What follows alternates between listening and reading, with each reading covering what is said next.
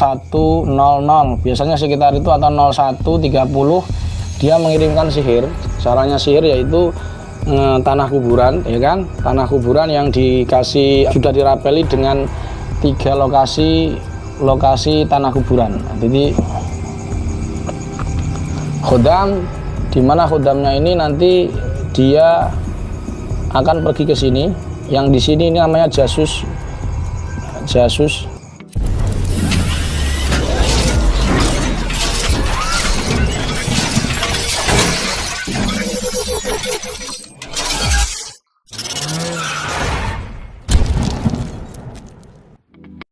Wa kafa, wassalatu wassalamu ala sayyidil habibil mustafa wa ala alihi wa ashabihi ahli sidqi wal wafa, amma ba'd.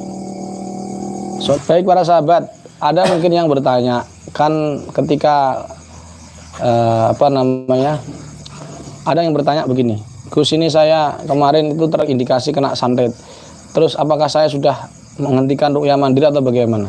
Jadi ini yang harus mungkin saya jawab ya, sehingga nanti tidak ada pertanyaan-pertanyaan ke 1, ke 2, ke 3 dan seterusnya.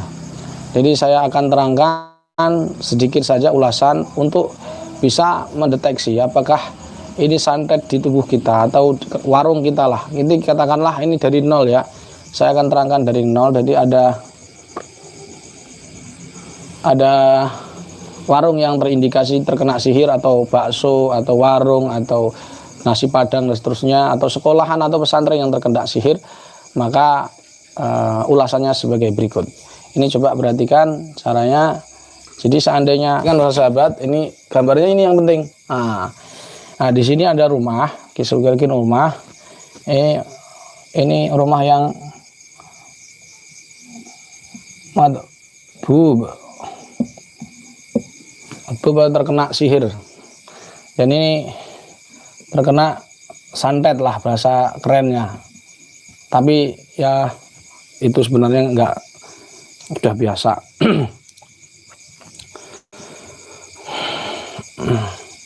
Nah ini sekitar rumah, ketika ada orang terkena sihir, ini saya tanahkan ini santet apa ya, tanah kuburan gitu ya, tanah kuburan, sehingga nanti gampang kalian mempelajarinya. Nah kalau kena santet kuburan itu masuk bagian kategori sihir marsus, sihir yang ditebar. Jadi misalkan ada orang ini jam setengah, kira-kira jam 01.00 biasanya sekitar itu, atau 01.30 dia mengirimkan sihir. Caranya sihir yaitu tanah kuburan, ya kan, tanah kuburan yang dikasih sudah dirapeli dengan 3 lokasi tanah kuburan. Jadi punden atau tanah kuburan. Nah nanti kira-kira 1 genggam. Nah nanti akan ditaruh, biasanya kalau kita misalkan kita punya warung, usaha warung, untuk menutup usaha ini dikirimkan sihir. Nah ini dikirimkan sihir, misalkan 3 lokasi tanah kuburan didatangkan ke dukun, terus sama si pelaku yang menyantet kita ini akan ditebar di sekitar warung ini. Nah di sini misalkan. Sedangkan di sini yang penghuni rumah ini katakanlah ada 3 orang ya, 3 orang. Ini anak, istri, dan anak ini, ya kan? Ini 3 orang atau penjual warungnya. Nah, maka ini bisa dikirim juga, terus ini juga bisa dikirim. Ini misalkan gerbang apa ya? Ini halaman rumah ya. Ini halaman, terus ini gerbang. Bisa jadi dikirim di sini. Biasanya dikirim di sini ya. Nah, ini sihirnya. Nah, teori sihir tetap sama, yaitu tower dan HP. Saya mau tulis tower plus HP. Teorinya ini tetap. Nah, inilah towernya.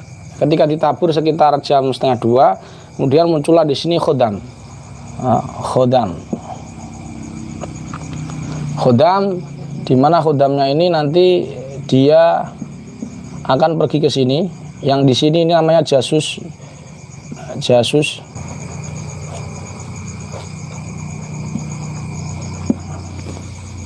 Nah di sini namanya jasus. Jasus itu adalah jasus itu di sinari nggak apa-apa. Nah, jasus itu adalah mata-mata. Nah, di sini mata tugasnya adalah sakharu ayunan nas, supaya bagaimana orang itu ketika melihat toko ini dia terlihat tutup, padahal buka. Ini enggak. Terus seandainya ini ada jalan, ini jalan di rumahmu kan? Ini jalan di rumahmu, ini jalan raya, maka dia akan naik sepeda motor gini kan? Nah, ketika melihat rumahmu ini, dia akan terlihat tutup. Kenapa? Ini si jasus ini akan menutup sakharu ayunan nas, menutup mata orang yang melihat. Dan orang yang kena ini adalah orang-orang yang portalnya gaib terbuka. Artinya dia pernah ketempelan atau apa, dia akan melihat tokomu akan tertutup. Nah, jadi ketika seperti itu sudah terjadi, maka ketika ini si bapak ini jaga toko ini, jaga warung ini ya kan, warung. Nah, dia masuklah ke sini. Maka si khodam ini muncul di sini satu ya kan. Di warungnya ada 2, 3, 4, 5, ada 5 khodam, ada 5 jin. Yang 9 mana? Katakanlah yang dikirim di sini juga ada. Nah, di rumahmu ini muncullah si khodam ini masuk ke rumahmu. Ini misalkan pintu, ini misalkan rumahmu begini, kotak begini. Ini ruang tamu, muncullah di sini ada 6, 7, 8 di dapur. Di sini ruang tamu, ki ruang RT, ruang tamu ada 7, 8, 9. 8, 9 ini kamar mandi misalkan. KM, kamar mandi ada 9. Misalkan ada 9 jin. Maka secara otomatis si bapak ini yang langkai ini, setiap melangkai ini misalkan ini saya beri analogi saja. Maka dia ini namanya sihir tanah kuburan, ini masuk kategori sihir yang marsus ya, sihir yang disiram atau tabur. Nah, maka yang terkena pertama kali adalah kakinya ini. Gejalanya apa? Pertama gejalanya adalah gatel-gatel. Gejalanya adalah kakinya sebelah sini gatel-gatel dan linu-linu. Kemudian nanti di punggungnya ini akan terasa kepalanya pusing, punggungnya berat, tulang ekor akan panas, kan begitu. Masuklah ke sini dia. Setelah masuk ke sini terjadi tidak hanya bapak ini, tapi juga istrinya juga. Ini kena tenet, kena. Ini kena tenet, kena. Ini tenet, kena. Ini juga kena semua. Jadi siapa yang kena? Kadang ini si 9 ini masuk ke sini ke kepalanya ibu. Ini sudah tidak ada. Terus indikasinya lagi, perhatikan. Terus ini ada misalkan ada lampu ya, ada lampu di sini, misbah ada lampu, maka ini akan mati. Tet. Di sini juga lampu pertama misbah. Tet, mati lampunya ini nanti. Ini akan mati lampu, ini matinya lampu. Pertanyaannya kenapa lampunya mati? Terus di sini juga ada jasus lagi, berarti 10 di sini. Di sini ada jasus ke 10. Nah, ini ruwetnya nangani santet lah. Jadi sehingga orang pengen hanya sekali santet langsung sembuh di ruqyah kali. Ya, biar paham siklusnya seperti ini, maka harus tahu aturannya. Pertanyaannya, jadi keluhannya jelas. Nah, sihir ini diharamkan karena merugikan 3 hal. Jadi sihir dilarang karena ada 3 hal. Pertama, ekonominya tinggi. Warung akan terlihat tutup, tutup. Yang kedua adalah kesehatan. Nah, kesehatan. Dia akan kepalanya pusing, punggung berat, tulang ekor sakit, menggatel-gatel, kakinya gatel-gatel. Yang ketiga, ekonomi ini kan akhirnya tutup, bangkrut kan, bangkrut, kesehatan, sakit-sakitan satu rumah. Yang selanjutnya adalah psikologis. Kena psikologis, maksudnya apa? Dia ini kalau sudah ini bapaknya ini ayah, ibu, anak ya kan, B aja lah, bapak ya, bapak, ibu, anak.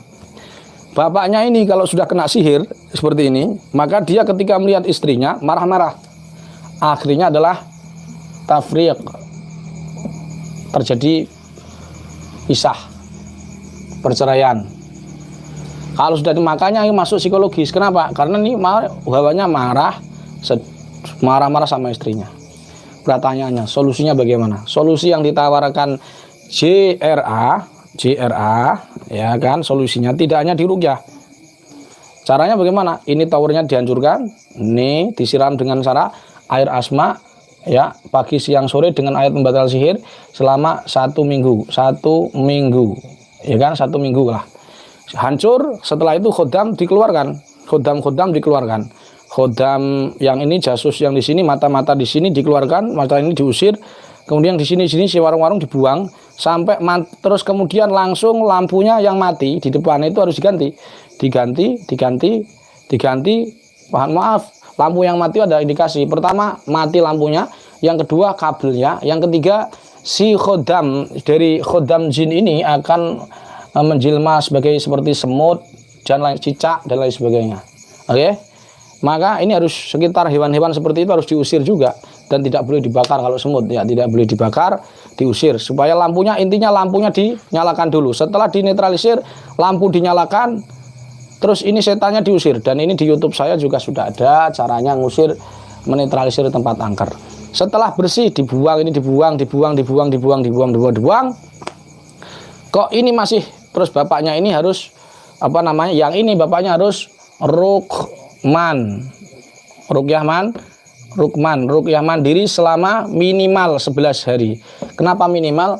Karena kemungkinan kalau santetnya sudah 10 tahun, ya kan, dan ini sudah pisah, ya, sampai kapanpun santetnya ini masih gak akan hilang, sihirnya ini akan hilang. Nah, setelah rukman 11 hari kok masih gangguan, misalkan gatel, ya kan, dengan minyak zaitun juga masih gatel, ruqyah mandiri juga masih gatel, maka diteruskan, nggak cukup 11 hari, bisa sampai 21 hari. Maka ini harus sabar. Nah, kenapa Nabi kok tidak seruwet ini? Nah, kamu kan begitu. Ayul hadirun, kamu pasti berkata dalam hatimu, ini kok nangani santet kok ruwet banget. Nabi saja ketika kena sihir Labib bin Asyam, terus turun al-muawwidatain. Berarti kan cukup dengan al-muawwidatain. Iya betul. Tapi kamu perlu tahu, dalam kitabnya Imam Syekh Mutawalli Asy-Sya'rawi, itu kitabnya namanya Mausu'ah Mu'jizatun Nabi sallallahu alaihi wasallam. Jadi kumpulan-kumpulan mukjizatnya Nabi. Di situ di halaman 76 disebutkan bahwa santet ini sudah, bahwa Nabi terkena sihir itu adalah salah satunya mukjizat. Artinya mukjizat apa? Setelah taurnya sisir yang di bawah, rambut rontok yang bekas sisiran Nabi itu di bawah dihancurkan, langsung seketika sembuh tanpa harus ruwet ruqyah mandiri. Kenapa? Karena itu perlu perhatian, karena itu mukjizat. Apa? Mukjizat. Jadi di kitabnya Syekh Mutawalli, Nabi terkena sihir itu justru mukjizat. Justru apa? Mukjizat. Apanya? Penyembuhannya. Nanti insya Allah kapan-kapan, besok atau kapan, saya akan bacakan redaksi hadisnya. Di Fathul Bari itu ada 3 redaksi yang hadisnya rawinya beda tapi maknanya masih semakna. Di kitab Syekh Mutawalli Asy-Sya'rawi Mausu'atul Mu'jizatun Nabi itu ada hanya 1 riwayat saja. Dan kalau dalam Fathul Bari itu babus sihir, bab tentang sihir. Intinya kamu kalau niru persis kasusnya seperti Rasulullah Shallallahu Alaihi Wasallam, maka memungkinkan kalian tidak akan bisa memahami ini. Kenapa? Karena Nabi itu kasusnya beda, mukjizat. Langsung Allah yang menyembuhkan. Nah terus pertanyaannya, sudah melakukan SOP kita, mandi di atas tanah, seperti ini, di kaki ini harus mandi di atas tanah. Sedangkan ini di kepala, di punggung, di tulang ekor, ya kan? Iki harus rukman 11 hingga 21 hari. Memang ruwet. Tapi insya Allah sembuh. Pertanyaannya, kalau sudah melakukan ini semua, ya kan, kok masih untuk menentukan bagaimana? Pertanyaannya, sudah melakukan SOP di JRA untuk mengetahui dia sudah sembuh atau belum, bagaimana? Ada 2 indikasi. Perhatikan baik-baik. Ini kemarin karena ada pertanyaan dari ketua PC JRA di Sumatera Utara. Itu tanya kepada saya, indikasinya apa Gus? Dia masih ketarik nggak? Ya belum sembuh. Jadi ada untuk ngetes, ya, tidak perlu nerawang, ya. Untuk ngetes itu sembuh atau belum ada 2 indikasi. Pertama, dia kalau di swab. Jadi untuk menentukan ini, kalau para sahabat yang belum menjadi praktisi JRA, untuk mengetahui ini tanah kuburan di mana, ini di mana posisinya, ya kan? Itu cukup hanya dengan hitungan detik. Caranya gampang, hamdalah, tangannya begini, pejamkan mata, dan ini bukan khoyali. Karena ini adalah merupakan metode doa, bukan juga istilham. Nah, kemudian hamdalah, sholawat, ya Allah jika ada indikasi sihir dalam tubuh hamba, tunjukkanlah medianya, amin. Innama amruhu idza arada ila akhirih. Nanti akan ketarik ke sekitar ini, dan itu pasti kalau Allah menghendaki. Pertanyaannya, kenapa tidak bisa ketarik? Pertanyaan, dia mungkin tidak sholat.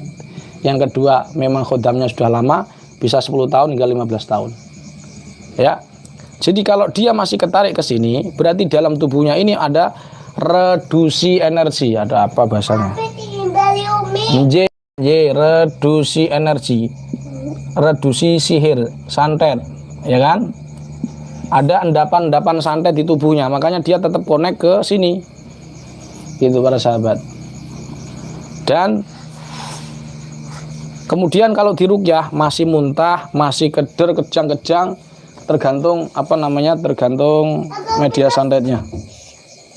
Begitu para sahabat, cara mendeteksi apakah sihir dalam santet dalam tubuh seseorang itu sudah sembuh atau belum. Semoga bermanfaat. Jangan lupa sholat raweh full 23 rakaat, jangan sampai bolong. Dan semoga jangan cepet-cepetan ya, sing penting cepet, sing penting bar. Demikian, mudah-mudahan tarawih kita terima. Semoga sedikit wawasan ini menambah, terutama praktisi Jirase Nusantara, semoga dapat menambah pengetahuannya. Insya Allah sihir 15 tahun, perhatikan 15 tahun. Dengan teori yang kita lakukan ini, insya Allah sembuh. Ada orang terkena sihir 22 tahun, metode kita sembuh biidznillah. Tapi tetap Allahu syafi, Allahul mu'afi, Allah yang menyembuhkan. Cuman metode ini dompleng artinya pendongkrak kesembuhan. Setelah itu hanya Allah yang mengetahui. Mudah-mudahan bermanfaat. Salam Salam Suuk Nusantara. Semoga panjenengan sehat selalu. Jangan lupa nanti kalau waktunya Idul Fitri halal bihalal ke sini monggo. Nanti tak siapkan semprot disinfektan 1 truk. Jadi kalau yang terindikasi yang goyang. Subhanakallahumma bihamdika asyhadu an la ilaha illa anta astaghfiruka wa atubu ilaik. Assalamualaikum warahmatullahi wabarakatuh.